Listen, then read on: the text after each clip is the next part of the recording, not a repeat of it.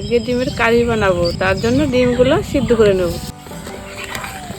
ডিমগুলো এবার সিদ্ধ হোক, এবার আমি মশলাগুলো করে নেব।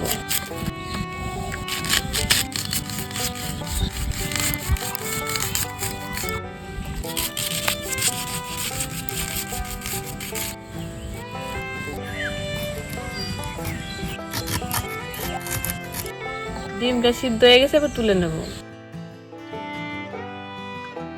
আদা রসুন একসঙ্গে বাইটে নেব। জিরে আর ধনে একসঙ্গে বাইটে নেব।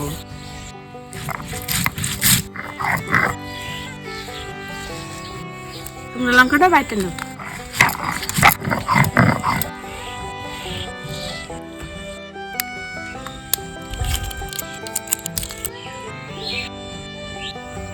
এবার ডিমগুলো কাটে নেব, তাহলে মশলাটা ভালো আর কি ঢুকবে। এবার লবণ, হলুদ, লঙ্কার গুঁড়ি দিয়ে দেবো ডিম। এবার তেল দিয়ে দেবো, সরষের তেল দিয়ে দেবো। তেল দেওয়া হয়ে গেছে, এবার ডিম দিয়ে দেবো। ডিমগুলো এবার ভাজা হয়ে গেছে, এবার তুলে নেবো। ফোড়নে গোটা জিরে পেঁয়াজগুলো দিয়ে দেবো। বাটা মশলাটা দিয়ে দেবো। এবার লবণ আর হলুদ গুঁড়ো দিয়ে দেবো। গোটা রসুন দিয়ে দেবো। এবার তেল ছেড়ে দিয়েছে, জল দিয়ে দেবো। এবার ডিমগুলো দিয়ে দেবো। গরম মশলাটা দিয়ে দেবো।